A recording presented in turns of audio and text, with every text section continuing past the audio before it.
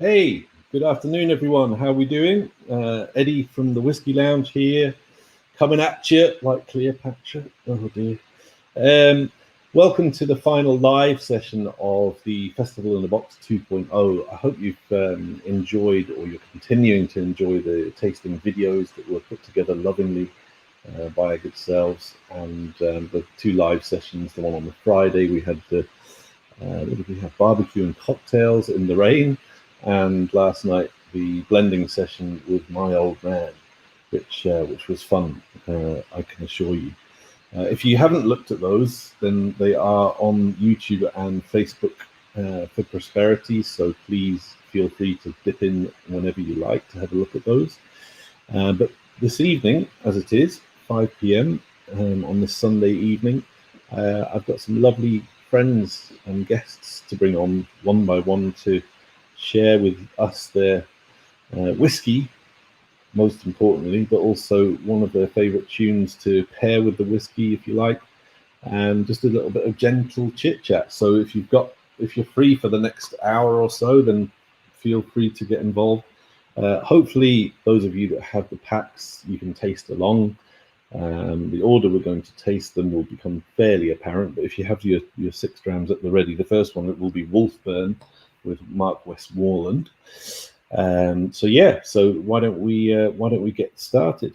By the way, if you want to send any questions to the guests, please do fire them through on the comments in Facebook or YouTube, and we'll do our best to ask the questions. Please keep it reasonable and non how should we say challenging. Yes. Anyway, without any further ado, I'm going to bring in my friend Mark Westmoreland. Mark, good day to you, sir. Lan Jerry, happy Father's Day, sir, from one to another. Yeah, happy Father's Day indeed. I'm wearing my Father's Day present from my lovely teenage daughter, who knows of, well, we share a love of Cobra Kai and the Karate Kid, the Ralph Macchio stuff. So I thought I'd wear this for a change rather than the old Whiskey Lounge uniform, which is, I think, acceptable on Father's Day. And it's a Sunday. Of course. Hey, you're doing a stoic effort, my man. Keep it up. What a great weekend so far. Everybody's talking about it. So well done to you all. Well, that's very kind of you, mate. I won't lie. It has been a lot of hard work, but hopefully, like you say, it's been enjoyed and people are learning something and tasting some damn good drams, I reckon. Yeah, right up there, sir. Right up there. Keep it going. Good man. So I'm just going to do something there just to stop the ping noises. Man, you're a wizard at that tech, telling you. I don't know about that. Big jobby fingers on that keyboard, I'll tell you, sir. Now listen, you've appeared on Desert Island Drams before, so you're quite aware of the format. For this one we're going to be even more casual, if that's possible. I know a lot of people describe me as so relaxed I'm horizontal. My good lady Amanda might disagree with that, as I do have my slightly stressed moments. Actually, probably one or two. But so I want to keep it nice and bright and breezy, and just enjoy some chat and some whiskey and some music. So why don't you tell us about your music choice, and why don't you introduce the whiskey first? Actually, that might be a good idea, mightn't it? Okay. Yeah. Be rude not to promote your own, as they say. I wouldn't be in the esteemed position I am with Wolfburn if I don't seize every opportunity and get a bottle of Wolfburn on the screen. So this is our Father's Day expression. 980 bottles, 7-year-old quarter casks. So our first release came out in 2016. That was our Northland non-peated in quarter casks. This is 7 years now in quarter casks. So it's a lovely, lovely expression to have for Father's Day, and you can write your own tag if a lot of people had bought it for today. But the great news is, great marketing. When Father's Day is finished, the tag just comes off and it's a Wolfburn quarter cask edition. So why It's just again a piece of marketing genius as well. Father's Day today, why not showcase the Father's Day expression as well? And that influenced my song choice as well, Eddie. We had a discussion previous before coming on, and I wanted to choose something that had a significance about today, about Father's Day, a significance with the sort of happy memories and shared experiences as well. I lost my dad, my dad died just about a month after we started producing whiskey at Wolfburn in 2013. So he's never had the opportunity to see Wolfburn or to taste Wolfburn or to see me do my bit across the world to promote Wolfburn on a global stage as well. So I've got a wee visual. This is me and my old man at the Dammies watching probably one of my brothers playing for the Pentlands or the Axe or something like that.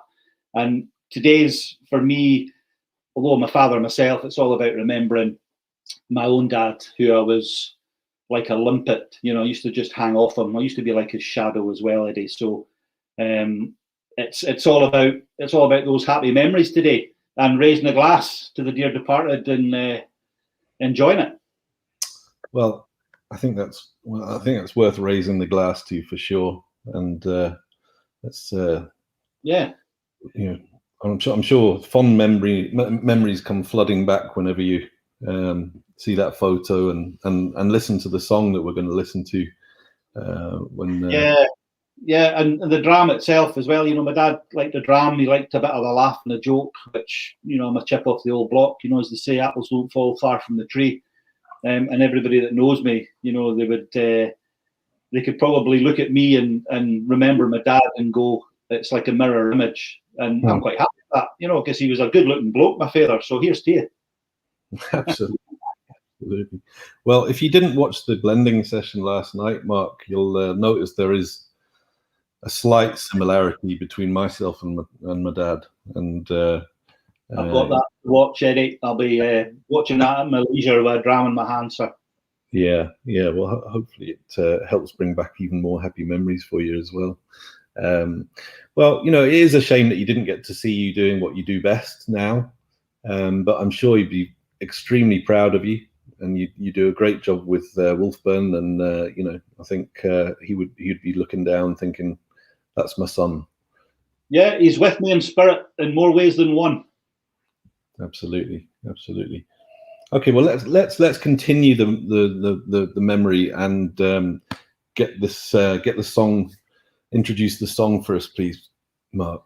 Yeah, Dad was always one for doing silly voices and little sort of pieces, especially with his pals around at the club. They used to do little sort of make-up soirees, and this song is an iconic memory I have.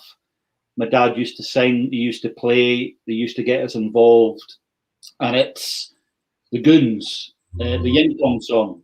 So the Goons, Sellers, Mike Milligan, Harry Seacombe, and Michael Bentine for some time.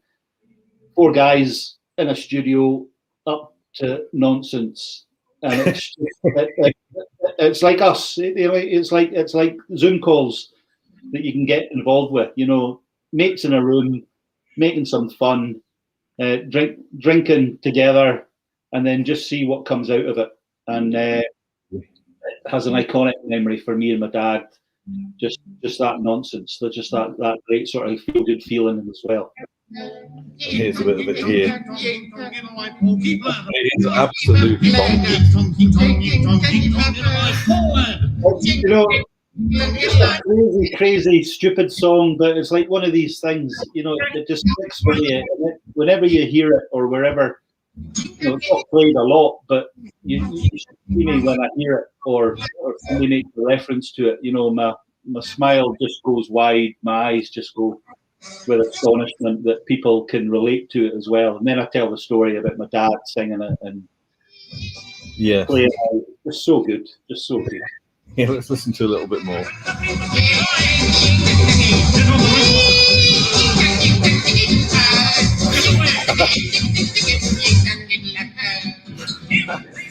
I must admit, I'm a massive Peter Sellers fan. Anyway, I just love his rendition of Clouseau in the classic. And then, but if you delve back into his comedy past and the Goons and which was kind of predated Monty Python, didn't it? It was 50s and 60s. Yeah. The great news is I've just found like umpteen episodes on BBC Sounds as well. So that's going to be the old podcast listen to when I'm out for a walk at lunchtimes. Yeah, absolutely. I can see myself getting some funny looks as I'm chortling away and snorting, laughing when people are walking past me and they don't even know what I'm listening to. But hey, that's what it's all about. Getting your belly laugh and getting, enjoying things that make you happy. This is what you've got to do, whether it's friends, company, whiskey, music, drama. Do things that make you happy and let's make an impact on this life that we have on Earth. Yeah, for sure, man, for sure. Well, I thank you for choosing both, well, the whiskey and the tune. Would you call it a tune or a skit or a sketch? I don't know. It's probably that puzzle wrapped in an enigma and whatever it is. But yeah, all encompassing. Listen to that now. Alvin and the Chipmunks as well, so this is like groundbreaking. Oh yeah, this definitely predates that rubbish. This is genius. Great stuff. Well, that's a really lovely kind of light start to the show, Mark. Much appreciated. I was going to maybe ask you a question from one of the selection I have in front of me, which is, how about this one? Have you picked up any particular habits, good or bad, during the lockdown periods that we've had, and if so, are there any that you really want to keep or really want to lose? Yeah, I've got this sort of mysterious, magical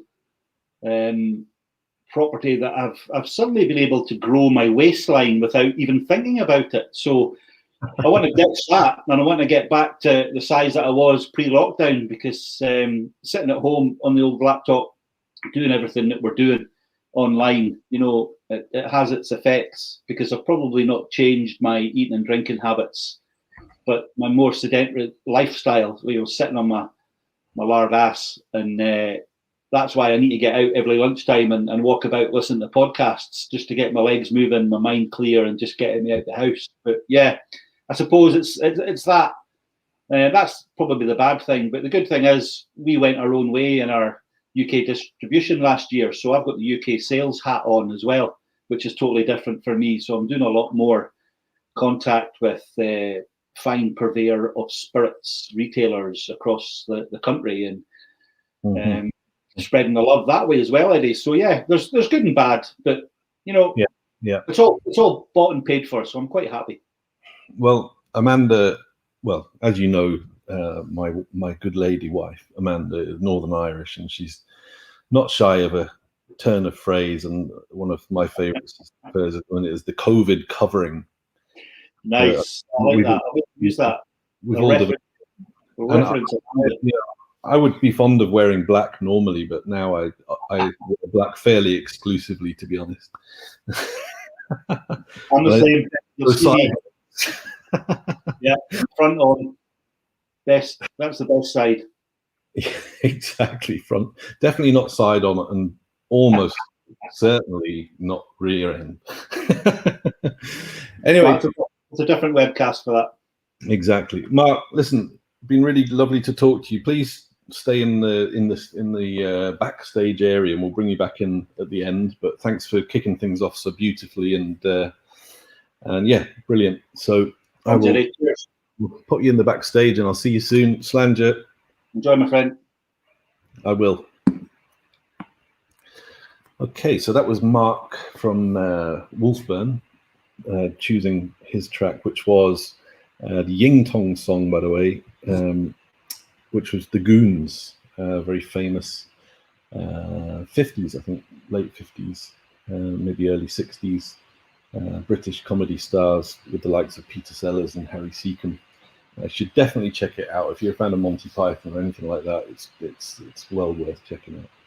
Anyway, I'm going to bring in now another friend of mine. Oh, Julie. Hello. My How you Julie. doing? How are you? I'm good. How are you? I'm good, thank you. Yes, I'm good. I'm good. Excellent. Well, thanks for joining us today, Julie. It's lovely to see you. Nice to see you too. You're looking very fresh-faced and bushy-tailed and all that. Yeah, it's all up front. Not at all. So what have you been up to today? Today I went out for lunch with friends today, which is the first time I've seen some of them in months. So that was lovely. Yeah, not much else other than that, but yeah. Well, of course, lunch with the girls. You're in Glasgow, so you've had it even tougher than everyone else because you were delayed coming out of any kind of lockdown for what? Yeah. An extra month or something, was it, or more? Yeah, it was a good few weeks. So yeah, it's lifted just now. Hopefully that lasts. But yeah, it was good. Nice to get out and about, and I think that'll be the start of it. Just starting to, get back out seeing people and being back out in the pub and places like that. Yeah. Just out of interest, Julie, what if you've not already been to it? Which pub or bar are you most looking forward to kind of getting back to and on a regular basis and seeing people and meeting up?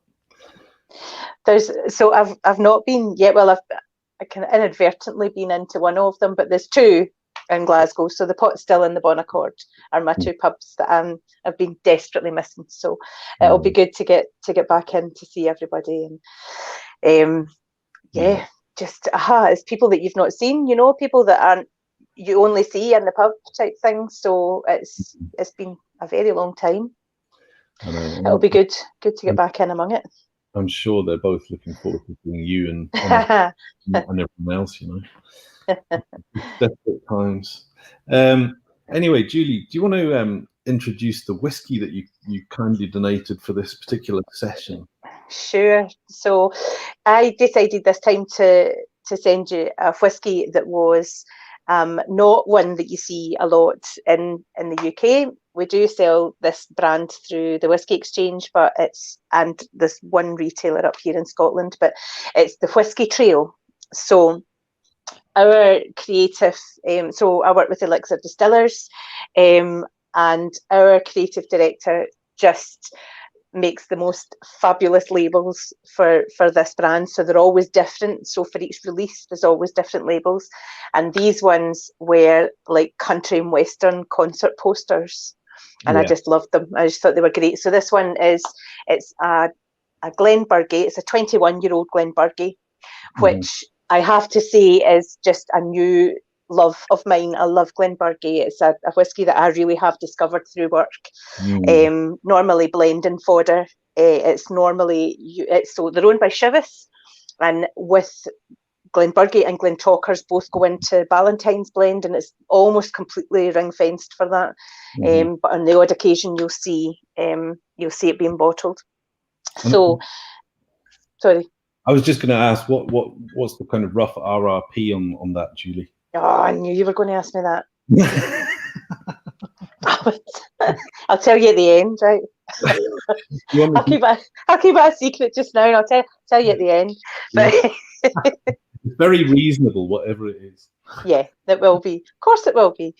But yeah. So this is Loretta Linearm. Do come home a drinking whiskey. This is the label that's on this. I never get the camera right on StreamYard. That's good. Well, they're really cool, aren't they?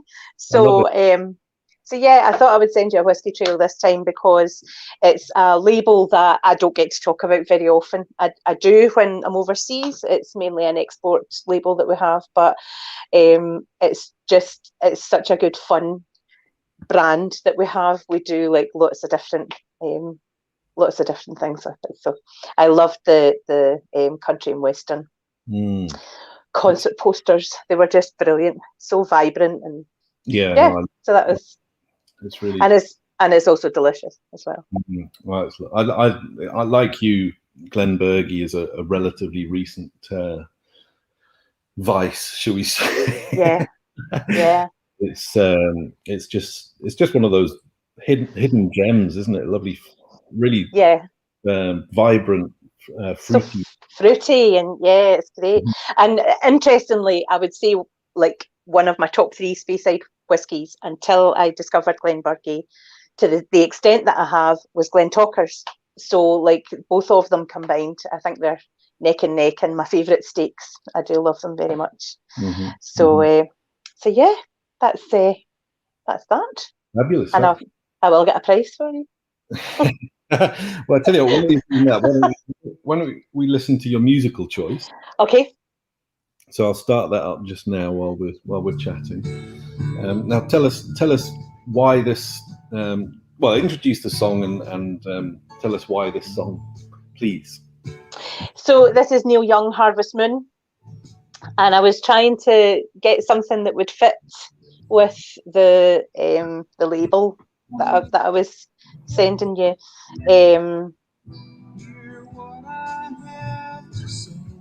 Can you hear? I want to stop talking because I can't hear it while I'm talking. But you stop talking in the sections where you want us to listen. Need to time it right. So Harvest Moon is a song that is just very dear, and it's got a lot of memories tied up in it. And it was part of a playlist that we had as a kind of memorial to my friend's mum, who very sadly passed away last year. And it's just been one that stuck with me. And when I was trying to find something, I had different Neil Young songs, and then I thought, it's got to be Harvest Moon. That's definitely one of my favourites. So yeah. Bit for you to enjoy it. Yeah. Go out and feel the night. It is lovely.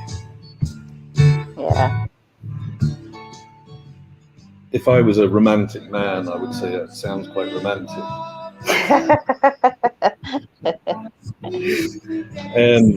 It's funny, Neil Young, I used to struggle with.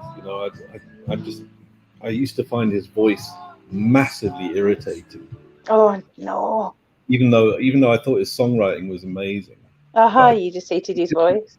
It was just his voice. But then I got this live album a couple of years ago, live at Macy Hall in 1971, I think it is, and it's just him with an acoustic guitar and a harmonica, and I think he plays piano occasionally as well. And it's just some of the stuff is just spine tingling. Yeah, it's just incredible. Absolutely. My friend's mum used to sing it as well. That was also spine tingling. But lovely. Yeah. Well, it's a lovely choice of song and dram, really. So what about, I asked Mark the question in terms of good or bad habits you might have picked up during lockdown. Is there anything you can share with us that you... Yeah, but bad habits, probably drinking with friends on Zoom till stupid hours of the morning. There's nobody ringing a bell anywhere to tell us to stop. That's definitely not been the cleverest of habits to pick up. But is that including idiots zooming you from campsites? That I can't see on the screen because they're in the dark. Those idiots. I don't know what kind of moron would do something like that. I know. Nobody I know, I don't think. Okay. But no, I think, I think, like Mark, everybody's is going to be, everybody's put weight on during lockdown, and, and being back out and about, I think will be getting used to being indoors all the time. That's not what you're wanting to be doing. So not sitting on Zoom drinking, being out and meeting up with people, I think is definitely the way forward.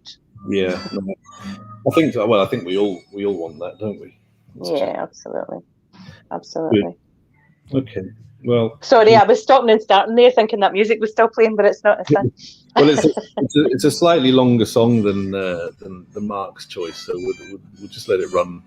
There's only a minute to go, so I'm sure we can think of something else to talk about. Something to talk about. It's no, well, you know, we normally struggle for a conversation, Eddie. So, well, okay. Well, here's one. Apart from the Glenbergie, have there been any other whiskies or anything else that you've discovered during this period which you've loved and you think you'll stick with? I don't say Schneider.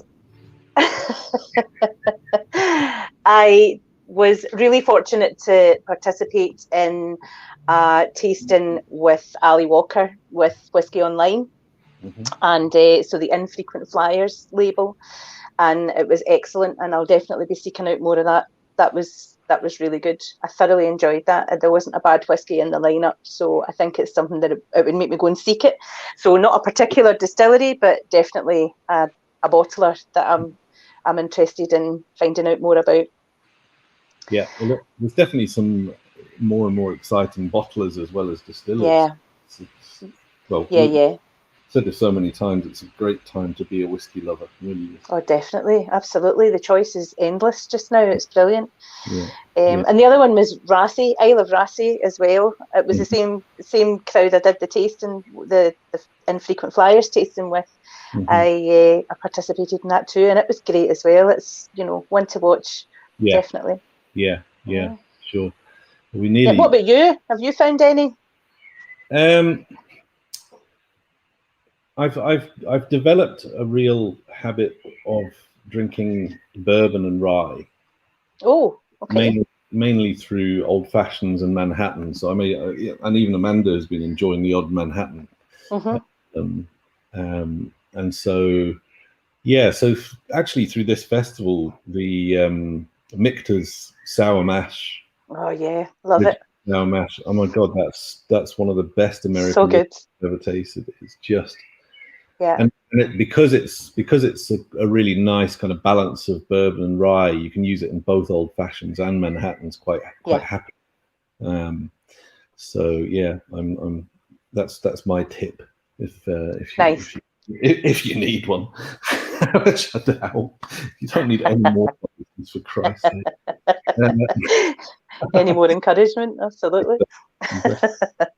Anyway, Julie, listen, thank you so much. It was a lovely combination, and I always love talking to you. You know that. Cool. And I will bring you back in towards the end. Cool. I need to move on. See you in a little while. See you soon. Okay, so that was Julie Hamilton of Elixir Distillers on to tell us about her song and dram choices. Now, I'm going to bring in another good friend here, Mr. Paul Dempsey. Good evening. Good evening. How are you doing, sir? Yeah, good. Good. Thanks, Eddie. Yeah. Excellent. I feel like I know your house or that room almost like the back of your hand. I was going to say, as long as it's not the back of my head there. I've got a lamp here and it's shining and all sorts of stuff. So that's all right.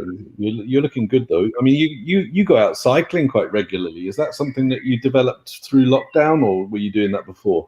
I used to do a lot of it in my pre-pub days, and when the lockdown started again, it's a great way of sort of just getting out. You don't have to, you're not in a crowd. Glasgow's really good for that. We've got loads of sort of canal paths and stuff. So once I learned to ride a bike again, because I crashed a few times, I also learned to fix it because it takes so long to get bikes booked in for repairs now. So that was my lockdown learning. Really? With YouTube, learning how to bleed brakes and stuff. So. Oh, fantastic! Well, I might have to pick your brains. Actually, I've got a few bikes could need servicing here. But, no, it was a lot of fun, and we've had such reasonable weather, which helps a hell of a lot. So hasn't stopped me growing during lockdown, though. So, well, exactly. I think everyone can be forgiven. I mean, I have to say, one of my bugbears, it's more jealousy of these people who have taken to running. It would seem for the whole day. They seem to have managed to kind of sideswerve their jobs and just go running all day. And now they look fit as a whippet, and they're going to probably live twice as long as me. But are they happy, Eddie? Are they happy? Really, I don't think so. We have whiskey, so. Yeah, we do have whiskey. That's true. That's true. I have been trying to get back out on my bike, but as you're pretty aware, I have back issues ongoing, but happily they seem to be in the background, so I'm getting back on my bike, which is great. And my wee 5-year-old boy, he's just learned to ride his bike without stabilizers, which is kind of key to maybe going out for a family cycle rather than just me going out on my own. But we'll see. Anyway, Paul, do you want to introduce the lovely whiskey that you've provided for the guys and gals at home? Yeah. I sort of went off piste, but only just. It's I was trying to think of a theme or stroke a tenuous link, and I came up with the idea of picking something that you don't often see and you might not see again. So I've got here a bottle of Scots Selection 1993 from Speyside Distillery. It was bottled in 2011, so it was bottled as an 18-year-old. But our distillery only started in 1990, so this was probably one of the first sort of single casks, or one of the first casks that they filled, and certainly one of the few single casks that they released.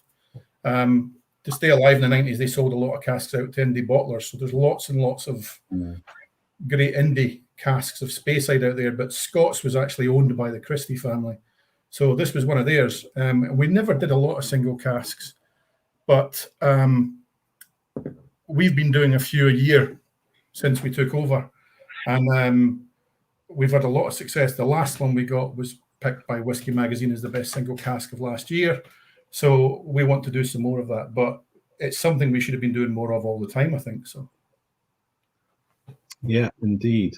Well, it's a classic old-fashioned sherry cask. We don't know what the production techniques were, but even after 18 years, it was still at 61.5%. Yeah. Well, I must admit, I tasted all of these earlier on because obviously I'm not necessarily going to be walking home, so I'm just nosing tonight. But I tasted them all earlier, and all beautiful whiskies. The Scots Space, such a big mouthful. It's a real mouth-filling, crowd-pleasing whiskey, isn't it?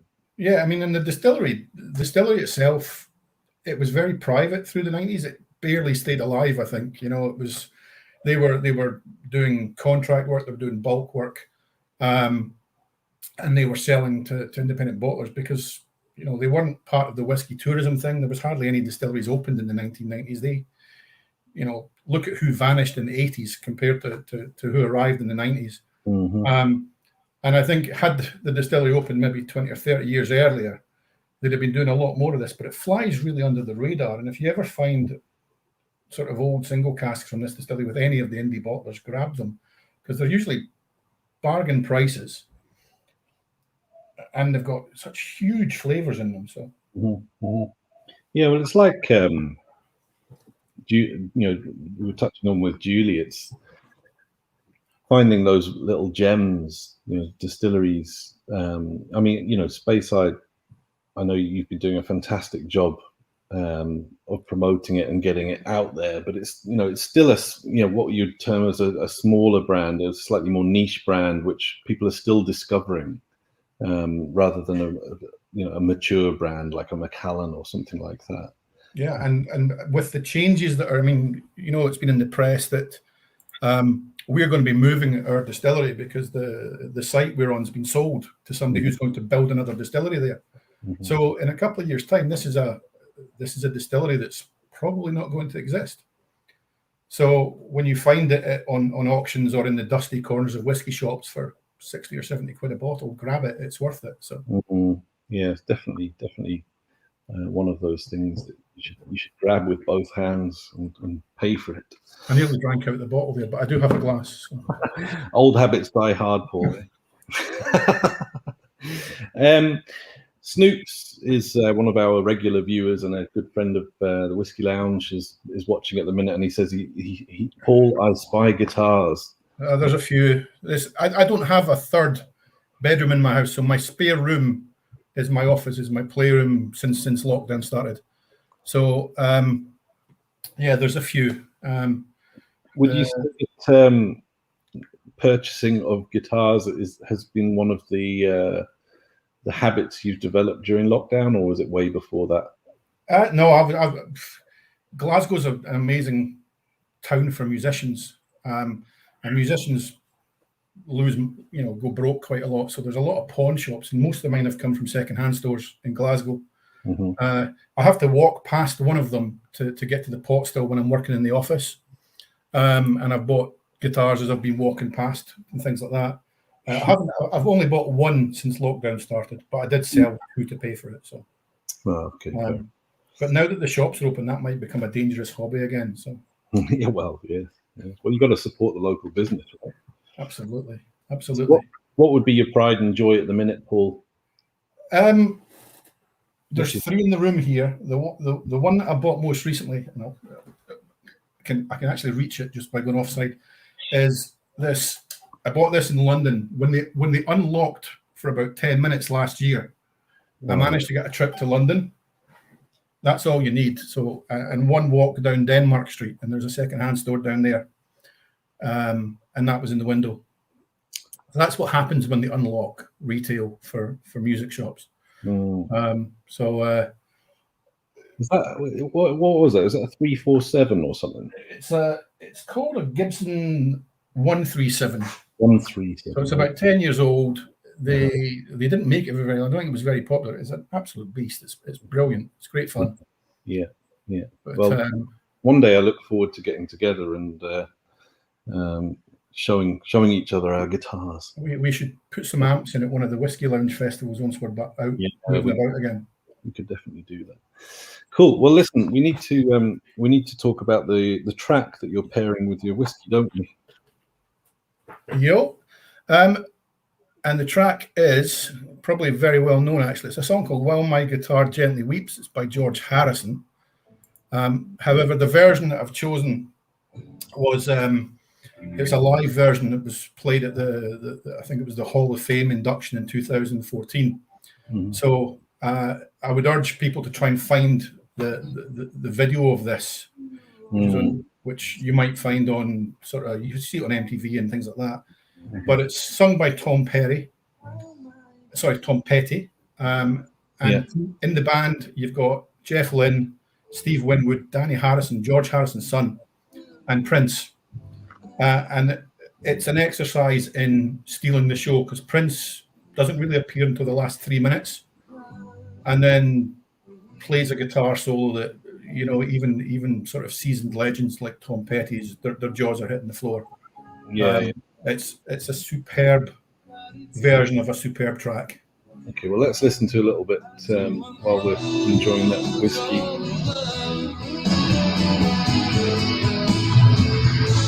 I don't know how someone controlled you. I do love George Harrison.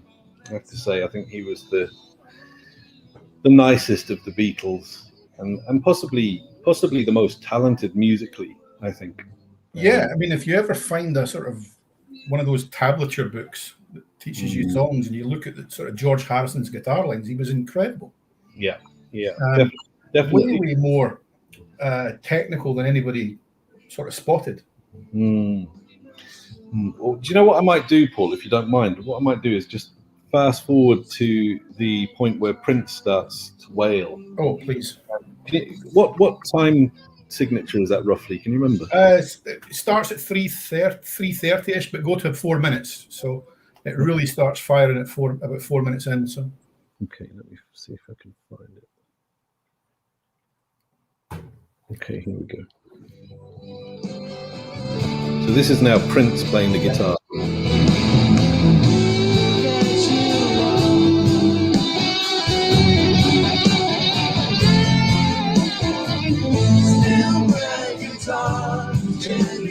quite unusual. He's actually playing a Telecaster. Yeah, it's, Prince is a phenomenal musician, but again, I don't think people, like George Harrison, I don't think people realised how good a guitar player he was, because the rest of what he did was so spectacular. So, Yes. But tying into the theme of things you won't see anymore, that's Tom Petty and Prince are both on stage at that, and neither of them are here now. So we'll never see something like that again. So Snoops is saying that he's got his Rickenbacker bass, and we've got a super group, he says. Oh, nice. Well, he can invoke Lemmy with the Ricky bass. So Exactly. I don't know if we'll reach this standard of skullduggery, but certainly we could do something, couldn't we? Yeah, I mean, it's a phenomenal version of the song. It really is, and they've even re-edited it now because so many people were asking to see more of what Prince was actually doing. So oh, really? So they've so there's now a director's cut, I think. So I think that's what this is, isn't it? It's bizarre, but it's a great piece of music. And it's like 4 or 5 genuine legends on the same stage together. It doesn't happen a lot. So yeah. No, it's great. Thank you for sending me that, because I'll definitely be watching it again. Very cool, and works very nicely with the 91 Space side as well. Oh, good. I'm glad. Drinking in daylight is new to me, and I'm enjoying it a lot. So I think, yeah. Fortunately, I've managed to avoid. I think maybe in early lockdown, I think that anything went. I think Negronis 5 was a habit that I did start to develop a little bit, but I think I did manage to kind of rein that back in, thankfully, and it's now Negronis at 5:30 or something. That's great. Thanks for that, Paul. But yeah, good. Okay. Thank you, Paul. Listen, thanks very much. Really appreciate you coming on. I hope the guys and gals at home have appreciated the Scott's Speyside 91 and the performance from that all-star band of While My Guitar Gently Weeps, featuring Prince on that awesome guitar solo. Paul, I'm going to put you backstage if that's all right. Cheers, thanks. And I'm going to bring another one of my favorite people on as well. So let's. Steph. Hiya. How are you doing? Very good, thank you. Good. That was magical. And it was lovely, wasn't it? Yeah. Have you been to the Gibson shop in London? Or there's like a Gibson sort of showroom kind of event space? No, I don't think I have. I didn't know there was one, to be honest. It's been a while since I looked at guitars in London. Normally when I'm down there, I'm doing whiskey stuff. But I should take the time. I used to actually have a little part-time job in Tin Pan Alley on Denmark Street back when I was at school, and I loved it. Yeah, I didn't know it was there either, and then I did a whiskey tasting event there as part of an Americana thing, and walked in and it was just Gibson's hanging magically on every. When I was like, oh, I need to take pictures of this for my dad, who lost his mind. So yeah. So is he into his guitars? Yes, yes, quite. But I think it's the type of thing that you get a chance to do when you're a bit younger. Then you get, it's hard to keep it up when you've got kids and stuff like that. And then when he retired, he started getting sort of guitar lessons again, and tried to do a bit more of it. Yeah, I must admit that I keep guitars in the living room, like Paul, but I just don't have the time or the energy to pick them up, because we have a 5-year-old boy, and he generally, I love him to death, but he out of necessity requires my time and energy. And by the time he goes to bed, I'm good for nothing. Yeah, totally. Well, Dad jokes now he was trying to play it, getting these guitar lessons, but now his fingers are all old. So, no, can't get that note. Well, the main thing is enjoys it and he enjoys guitars, right? Yeah, exactly. Yeah. Exactly. Anyway, He likes pretending he's playing along while he's listening to something. I think that's the main thing, really. does he dad air guitar? Yeah. Oh, good. Yeah. Get some Clapton on and he'll be right. Brilliant. Now, listen, talking of magical, as that last selection was, you're in a rather magical place, aren't you? I am. I'm just doing Otter Watch right now. I'm going to turn this into a nature program. So I am on Isla at Brickladdie. I'm just a little B&B, Anchorage B&B. It's lovely. Can you show us out the window just to prove? Yeah. Look there at you that. go. Sun's out. Got blue sky and sun. Wow. My hair is covering up a massively burnt neck, to be honest. We got caught a couple of days ago. Sunburn on Isla is no fun at all. Yeah. Yeah. We were sort of trapped down a really rocky road as well. Had to abandon the car and just did a massive walk to where we were going. And then, got burnt on the way. Oh, dear. Well, I'm sure the whiskey will help soothe your pain slightly. Absolutely. I've got it in a B&B mug here. It's lovely. Excellent. Now, what about yourself? Good or bad habits during lockdown? I know we share some interests as well. So you introduced me quite heavily to The Mandalorian. I mean, I'm a bit of a Star Wars person anyway, although I haven't watched the original films for a while because I think I saw them so many times I could just recite them. And having watched the new films, which were okay, but they weren't great. They were good fun, but nowhere near as good as the originals. But then you said, Eddie, you need to get into The Mandalorian, and you showed me the Baby Yoda, or what's his name? Grogu. That's it. The kind of animated version. And I was just taken with it all. And I then watched the whole season. And then fortunately, season 2 was out pretty much after I finished it. So yes, I was intoxicated. And the end of that season 2, my goodness me. Just incredible, right? Spine tingling.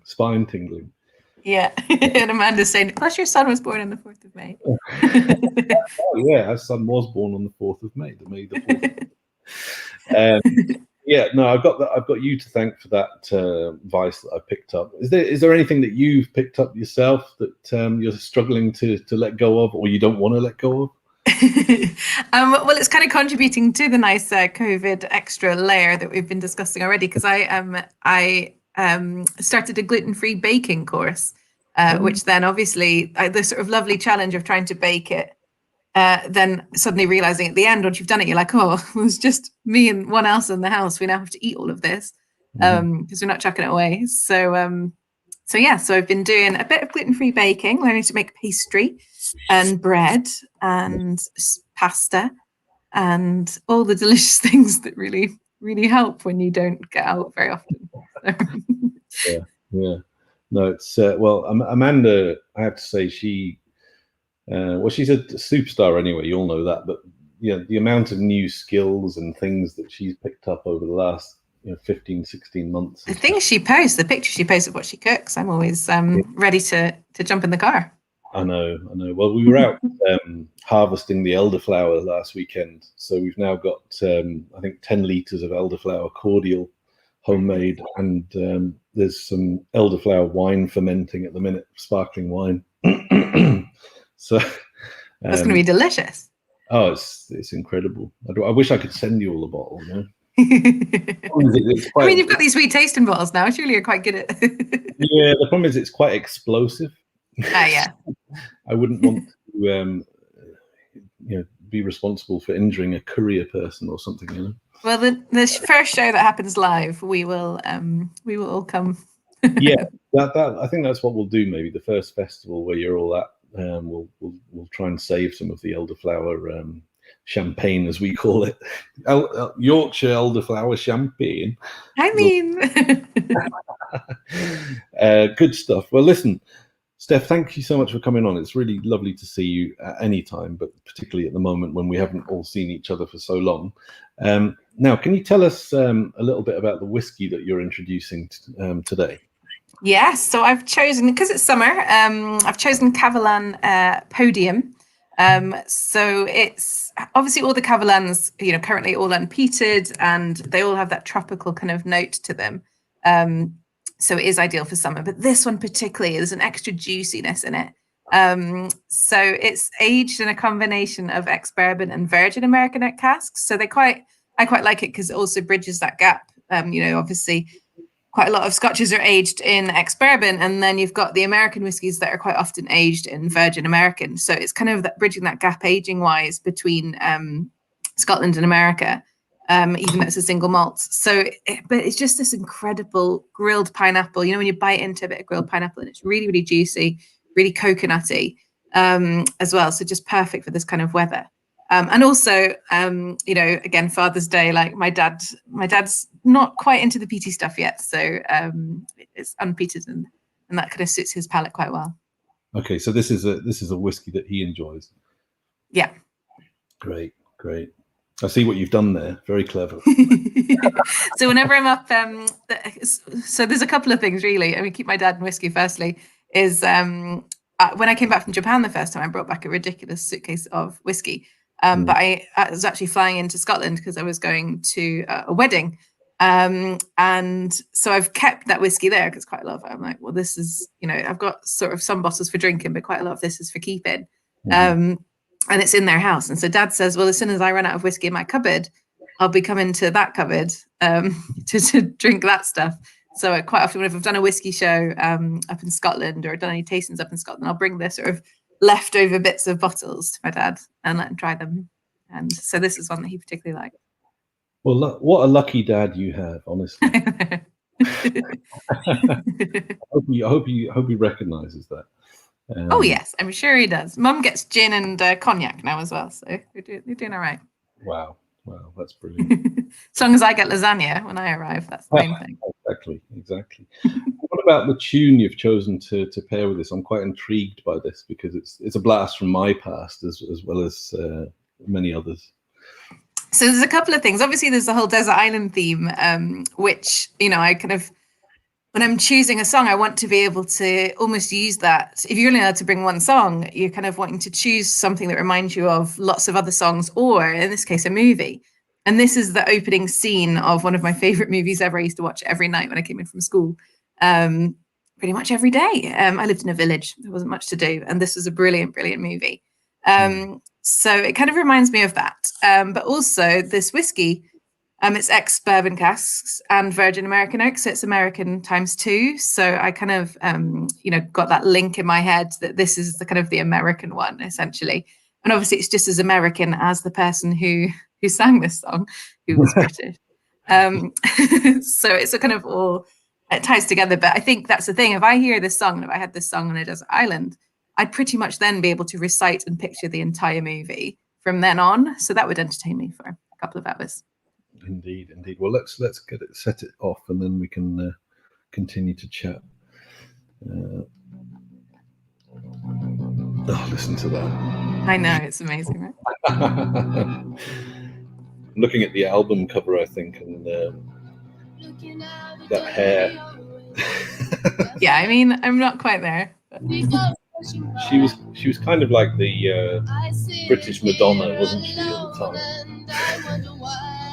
I don't think I realised she was British, actually. Yeah, I don't think anyone did initially until obviously started to get interviews. Connors is drumming in the background. Go, Connors, go. I should put myself on mute every time I speak. It goes quiet. I like to bring him in so you can see it.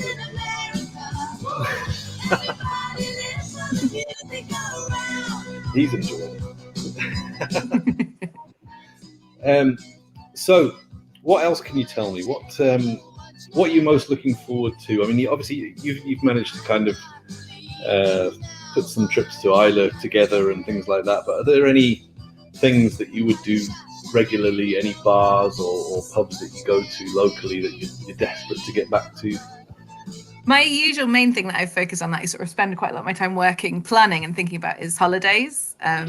So tropical beaches usually, and exploring other countries. So, this is obviously last year, being able to escape around the UK has been really interesting, and see lots of places that I haven't seen before. And obviously, been to Ireland quite a few times before, but really sort of solidly spent 6 weeks here in winter, which was incredible. So just getting to know some places properly, I think, rather than just pop in there for dash to distillery, dash off again. So I think, I still like to go to a hot country. I've come to know that about you, Steph, is that you do like a holiday, a foreign holiday, don't you? Yes. But the great thing is, working all the whiskey lounges, I get all the days in lieu, I bank them all, and then I just take, so everyone's like, you're on holiday again. I'm like, I worked lots of weekends. Yeah. This is how it works. Blame the whiskey lounge. Yeah, that's great. I'm glad that we contribute to your holiday allowance. Thank you very kindly. The least we can do, Steph, as a bigger friend and a supporter of ours, so that's always much appreciated. Good stuff. Well, we've 30 seconds of Kim. So what else? I did some research because I was worried you were going to ask me something I wouldn't be ready. So drams that I have discovered during lockdown, because we've been drinking stuff in the bar. Kind of, you go to a whiskey show like yours, and I'll quite often work, with the other stand guys and swap, whatever we have left at the end with each other. It's a great way to get to know other whiskies. But quite often you come home and I've got 3 or 4 little things that get shoved in the cupboard, and then that just multiplies if I'm doing 20 odd shows a year. So suddenly lockdown was amazing. We started going through the backs of the cupboard and sort of pulling all the stuff out and trying to really get to know these drams that I've had for ages and never really solidly sort of sat and thought about. So 2 that really stood out and that I hadn't really known much about or couldn't remember getting there was a Penderyn Portwood, which was incredible, really juicy. And some wine casks or port casks sometimes a bit too tannic, whereas that was delicious. And then another one that I've just discovered up here, I don't know if anyone else knew about this. I think I missed it being launched, or I don't know what I was doing. But Bruichladdich Rocks was also lovely. Yeah, well, two very pleasant whiskies there. So there, I talked to the end of the stuff.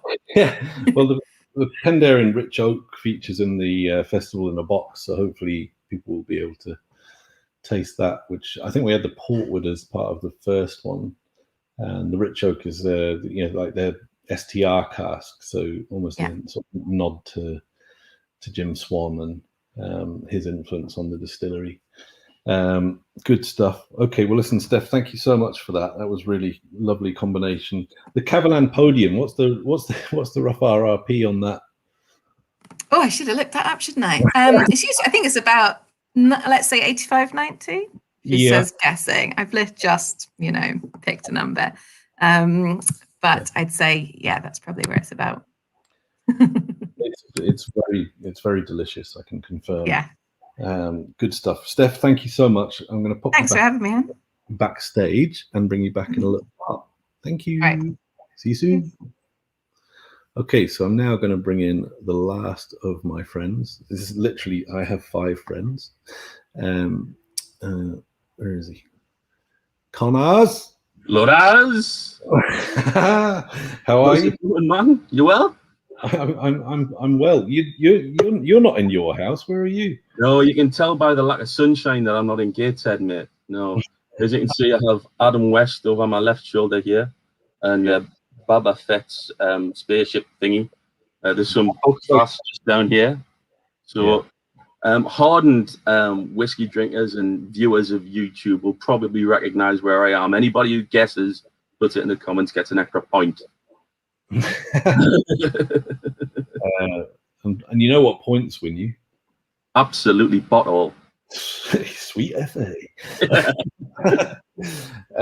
Good stuff. And how's life been treating you? Oh, life's been fine, man. I mean, we've all had troubles over the kind of lockdown period, I suppose, but we're starting to see the end of it, and it's kind of just that point of time where we're standing on the precipice of getting back to normal. I'm down here in London. Well done, Amanda. Yes, I am at Billy Abbott's house. The massive. He's commented as the Whiskey Exchange. He's in like, what? Billy, change it from the Whiskey Exchange account to yours. confirm you've actually got keys and you're not just a Geordie criminal on the Well, run. there are some rather interesting samples around here. As we know, Billy is the darling of the media.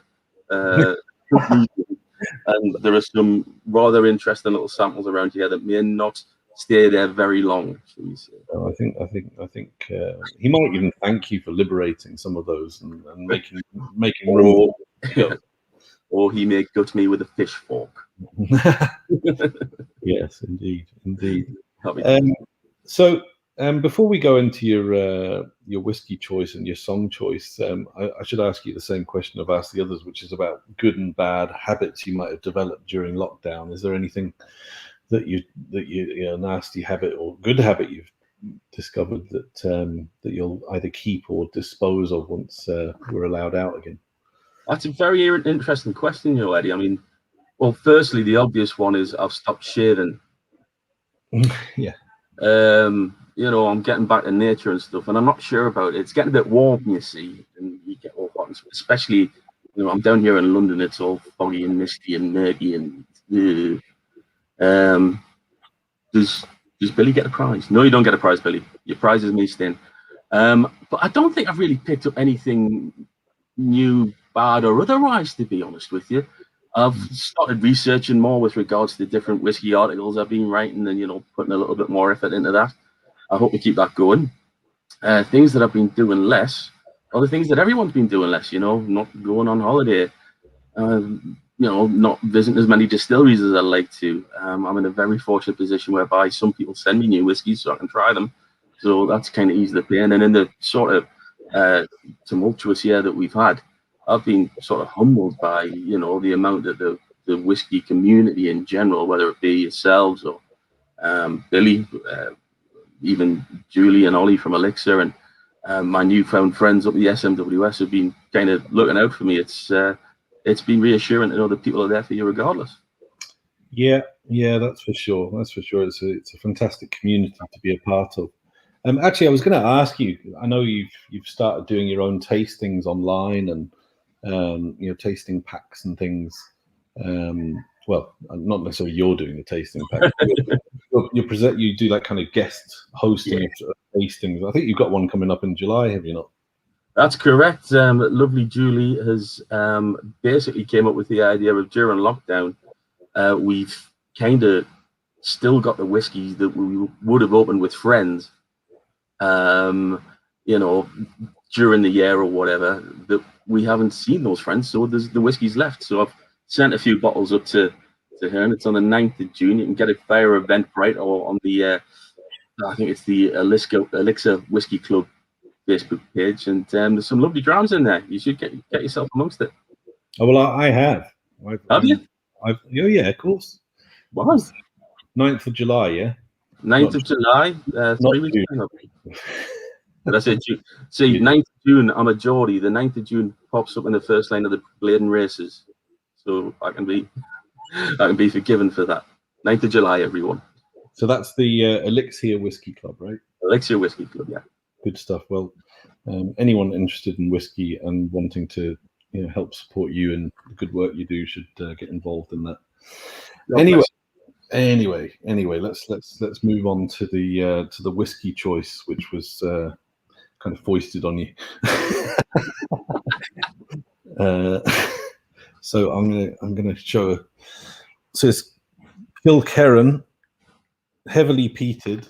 Kilkerran, heavily peated. Number 2, which is as it says on the tin, it's heavily peated, 60.9%. Why did you choose this particular dram, Connors? Well, there's a very good reason behind that, Eddie. We both know that.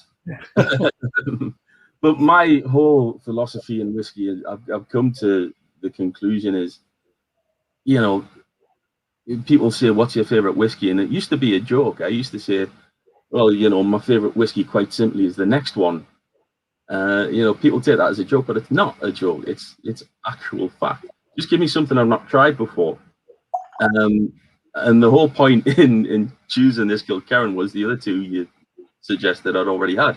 So, and anyone who's had the dubious pleasure of being at one of my tastings will tell you that I'll probably call them an idiot if they've not been to Campbelltown yet. You know, as far as whiskey tourism is concerned, if you think you've done it and you've not been to Campbelltown, in my opinion, you haven't done it. There's just something about that place. It's a little bit more rough around the edges than some of the polished places like on Isla and up in Speyside with the glamorous sort of visitor centres and all that. But there's something very real and quite tactile about what goes on at Springbank and Glen Scotia and Cadden Heads. And obviously, Mitchell and Sons, who on Springbank also have another distillery called Glengyle, which is where Kilkerran is made. Rather amusing story behind why it may have been revived back in, I think it was the 90s. There was a little bit of a hoo-ha about whether they should cancel sort of Campbelltown status, if you like, as a whiskey region on account of the fact that they only had 2 working distilleries. And somebody pointed out that the Lowlands at the time only had 3 distilleries. So I believe somebody with lots of money in his pockets thought, right, well, if we only need 3, we'll resurrect one and basically reopen Glengyle Distillery. And this is the heavily peated version of their make. It's basically exactly the same as how they make Springbank, only instead of having a sort of 2 3/4 distillation, it's a double distillation as opposed to a 2 3/4 distillation. It's cleaner and sort of generally quite a little bit more kind of thinner, if you like, a smoother mouth coat on the Kilkennan than the Springbank, but it's banging stuff generally, and I'm just about to try for the first time. Yeah, fantastic. Yeah, it's the peated versions. I've been massively impressed. Well, it's nominally peated anyway, isn't it? But heavily peated is good. I love the normal 12-year-old as well. I think it's a cracking one. Solid drums, you know. Yeah, no, they're great stuff. I'd like to just add to the Campbelltown thing and say, you know, if you've never been to Campbelltown, a lot of people travel down that Kintyre Peninsula, and then stop at Kennecraig to get to Isla, and they don't bother making the extra hours journey south to Campbelltown. I think more and more people are actually taking the trouble, which is great to see. But if you've not done it, then you definitely need to. I mean, the people, the place, the whiskies, it's all there. It really is. And if you're really fortunate on a Springbank festival day, if you're out at night, you might even see grown men cavorting around the living room until 3 or 4 in the morning. I personally don't have to get involved. My eyes after that one, Eddie. Nothing to do with me. I've just heard tales of it, you know. Yeah. Of course, not only is it the home of the oldest independent bottler in Scotland, in Cadden Heads, one of the youngest as well. Our good friend Mr. Mark Watt and his wife Kate have got the Watt whiskey down there now. So I'm assuming they'll have some events on for you as well if you want to pop down there. I know. Well, I can't wait. Obviously, it's not going to happen this year. Well, it would have happened already, but fingers crossed for 22. I tell you what, it'll be massive if it goes. Hopefully goes ahead. Yeah. I'm like a coiled spring, and that'll just be my appetite for mayhem and stuff.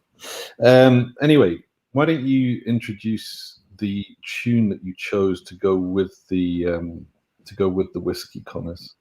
Please. Okay, well, this tune is probably a song that you've not heard before.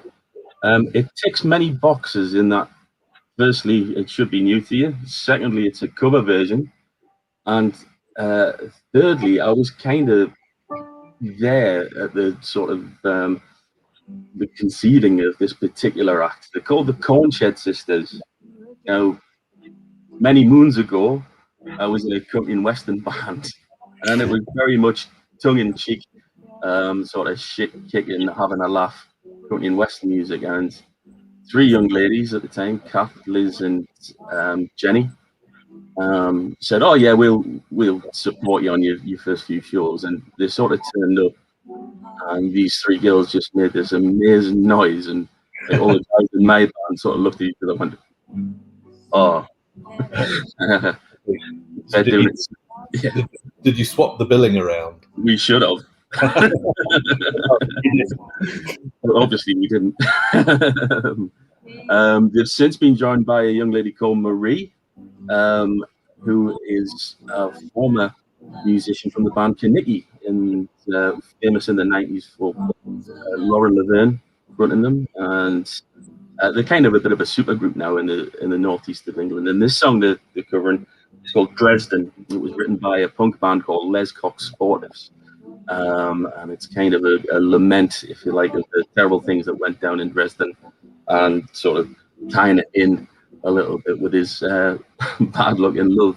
But it's hauntingly beautiful, and the 4-part harmonies that these guys put on here are amazing. I love it. I am a sucker for the harmonies. Let's just listen to a little bit. Streets we always sing it. Bombs for love. Bombs for love. If bombs for love, then you can call me Dresden. It's one of those songs as well, Eddie. It's just 2 chords, G minor, all the way through. Yeah. How did they do it? It doesn't make any sense. Well, that's just the magic of music, isn't it? You know, if the talent's there and it's all put together, you don't need friggin' 50 different chords and this. Yeah. You know, you just 4 beautiful voices and 2 chords, and there's the magic right there, right? Yeah. Well, it's funny. Snoops is saying I was expecting the Birdie song when Mark came out with the Ying Tong song by the Goons. Strange fact, I always promised myself if ever I became a professional wrestler, the Ying Tong song by the Goons would be my entrance music, you know, just to intimidate whoever my opponent happened to be. I'm sure The Rock would have been shaking in his boots. Now, is this a genuine ambition of yours to become a professional wrestler, Connors? Because I can almost see it, you know. Oh, it's all sorted, mate. You know, because it's just inevitable that I'll someday lift the World Heavyweight Championship or whatever they call it. You know, I'm great at the promos, as you can tell. Yeah. Obviously, I've got the athleticism and the physique. The physique, very important. It's just a matter of time. Yeah. Well, bring back Saturday morning wrestling. That's what I say. Oh, good old Big Daddy. Oh, the real stuff. That's real wrestling, not your Yeah. rock and all that. Schmaltzy. And the stuff at the Olympics is just fake, isn't it? Yeah, it's just rubbish. Anyway, good stuff. Listen, that's a lovely combination. Really appreciate you sharing that with us, mate. And we'll get you back on in a short while. Thank you very much for having me, Eddie. It's been an absolute pleasure, and well done all weekend, mate. You've played a blinder. Well, that's very kind of you. I hope everyone at home is enjoying it. That's the main thing. Actually, I'll leave you in because it's me now, isn't it? So we're gonna talk to me. So let me just get everyone else back in. I'm having difficulty with the bloody StreamYard. Sorry. Oh, did I swear? Sorry. It's all right. Everyone's here. Really appreciate you all coming on, and you know, I know it's a short time to spend together, but it's always meaningful when it's you lot, and you know, it's lovely to share. It's another memory created, isn't it? So I'm going to share with you my dram and my track. Well, I'm not sharing with you my dram because I didn't send it to you, but I want some of that elderflower champagne, Eddie, as Steph said. You know, I'm not sure about bombs and close. Just get it up there, you know. I'm going to walk down to the camera so you can see the bottle. So Connors was talking about Cadden Heads. So I don't know if you remember this from 2019. I think it was the last time we were all together at Camden. And so this was distilled at Anne Isla Distillery. So it's anonymous. But we're going to have a little nose of it at least. Lovely. Jesus. A certain someone suggested to me that it might have came from a distillery that rhymes with the word Magahullen. That commonly used word, Magahullen. So that'll be Kalila then. Yeah. That's a French for it. But it is beautiful. I think I've got a little bit more, so I'll try and save each of you a bit of it, or I might drink it all. Choose your most likely option. Yeah. So part of the reason I chose this is it's kind of it's a combination of Campbelltown and Islay. So you've got the bottling being done and the warehousing done in the Cabin Heads, bottling in Islay. So it kind of combines the memories of both the Festival, the Islay Festival, and the Campbelltown Festival into an almost impossible to contain ball of energy and ridiculousness. And the song I've chosen, and this was a very late change because I was inspired by Mark's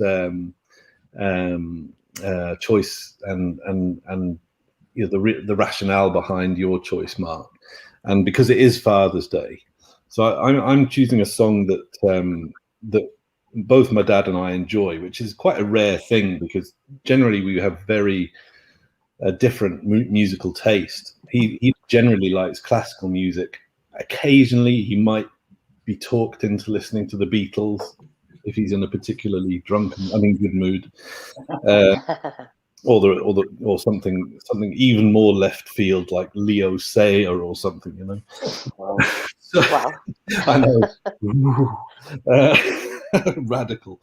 And I won't bore you for too long, but the time I persuaded him to take myself and my friend to a Ry Cooder gig in the London Hammersmith Odeon, as it was back in the late 80s, and it was when I had just started really playing guitar and discovering the likes of Mark Knopfler and Clapton, and I heard about Ry Cooder and this real fascinating character.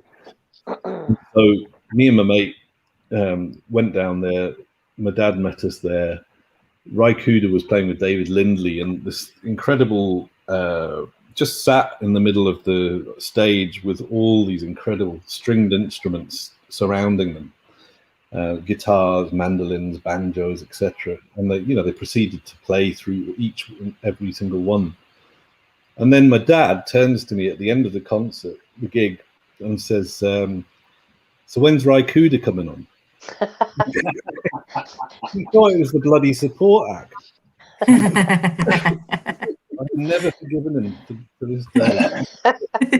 But anyway, the one song that I'll play, among others, but this one particularly he enjoys and I enjoy, and I think it's quite emotionally resonating. It's Mark Knopfler playing the theme from Local Hero in the live version from the Alchemy album, hopefully. Nice. It's also coincidentally what Newcastle United march out to. Is that right, Connors? It could be. I'm a Gateshead fan. And I'm a Sunderland fan, so I don't care what Newcastle walk out on. Okay, well we'll leave that bit there then. Just let that go. We'll cut that out in the end. No, but it's obviously I haven't. My dad lives in France, so with his lovely wife Francoise, my stepmother, who keeps him in line generally. Although, like me, he can be a bit of a handful. And I haven't seen him since, I don't know, I think it was the beginning of 2020. So I mean, we obviously stay in touch. We've got technology, we've got Zoom and all that, but he doesn't like it. He's crap with technology, and he gets really upset with it very quickly. If you tell him he's got to plug a headphone socket in, a headphone lead into a socket, oh bloody hell! As if you've asked him to move. It's the last straw. I was just going to say, that does not sound like anybody we know at all.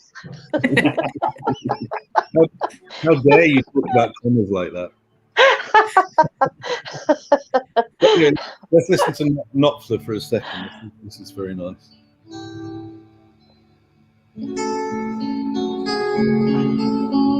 To my mind, one of the best touch guitar players ever, I think.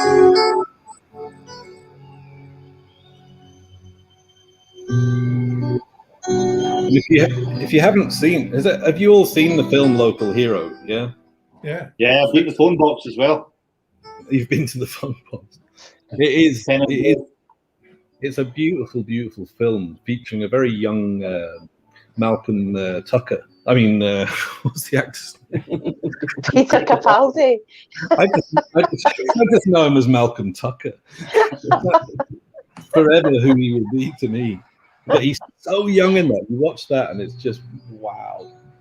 There's bound to be a nice distillery up there somewhere as well, where they're filming. Where was it again? Oh, there is.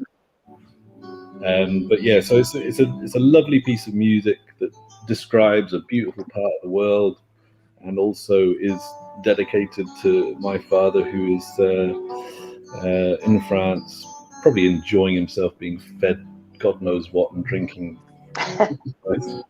some of that rubbish. He doesn't like whiskey either. That's always been. Yeah. And of course, it was written by a guy who was born in Glasgow, but was an adopted Geordie. There you go. There you go.